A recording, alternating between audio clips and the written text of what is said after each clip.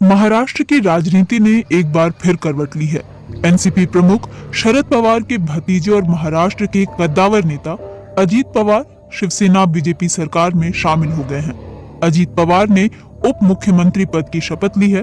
उनके साथ एनसीपी के बड़े नेताओं में गिने जाने वाले छगन भुजबल भी सरकार में शामिल हो गए हैं। उन्होंने मंत्री के रूप में शपथ ली है। दिलीप राव, वलसे पाटिल समेत कुल 9 नेता आज मंत्रिमंडल में शामिल हो गए हैं। इनमें हसन मियालाल मुशर्रफ, धनंजय पंडित राव मुंडे, धर्मा राव बाबा, भगवंत रम अत्राम, अदिति वर्दा सुनी तटकरे, संजय शकुंतला बाबूराव बंसोड़े और अनिल भाईदास पाटिल शामिल हैं।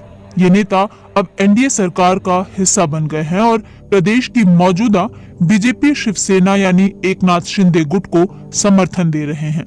एक कोई मुझे लीडर अपोजिशन में दिखाओ कि वो देश का सोचकर देश में काम कर रहा है, ऐसा कहीं दिखाई नहीं देता।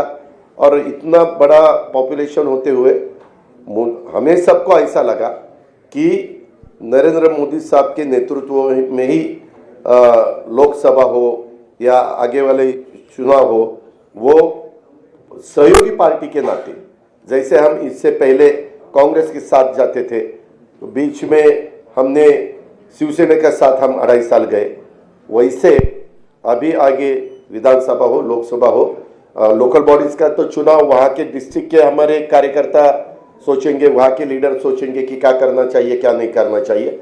लेकिन स्टेट के और देश के जो चुनाव है उसके बारे में हम साथ साथ जाना चाहते हैं और इसीलिए महाराष्ट्र के डेवलपमेंट के लिए और देश और मजबूत होना चाहिए और आगे जाना चाहिए। जो कुछ आज थोड़े बहुत प्रॉब्लम होते हुए वो सॉल्व करने के लिए भी सबने एकजुट होके उसका मुकाबला करना चाहिए। इसी माध्यम से हमने सबने मिलके ये डिसीजन लिया है।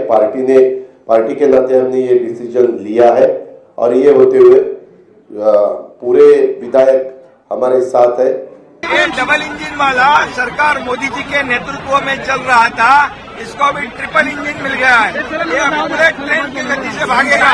अजीत पवार अभी तक महाराष्ट्र विधानसभा में विपक्ष के नेता थे। प्रदेश में एकनाथ शिंदे के नेतृत्व वाली सरकार है, जिसमें पहले ही देवेंद्र फडणवीस उप मुख्यमंत्री हैं।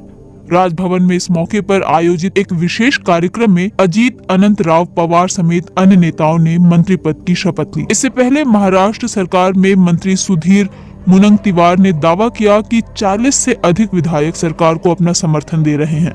आप कह सकते हैं कि पूरी की पूरी एनसीपी गठबंधन का समर्थन कर रही है। अजीत पवार के लंबे समय से बीजेपी के साथ बातचीत की अटकलें लगाई जा रही थीं, लेकिन उन्होंने पहले कभी खुलकर इस बारे में बात नहीं की थी। एनसीपी प्रमुख शरद पवार ने अजीत पवार के राजभवन रवाना होने से पहले एक प्रेस कॉन्फ्रेंस की थी। इसमें उन्होंने कहा था कि उन्हें ये जानकारी नहीं है कि अजीत पवार ने विधायकों की बैठक क्यों बुलाई है। अजीत पवार ने अपने घर पर एनसीपी नेताओं की बैठक बुलाई थी।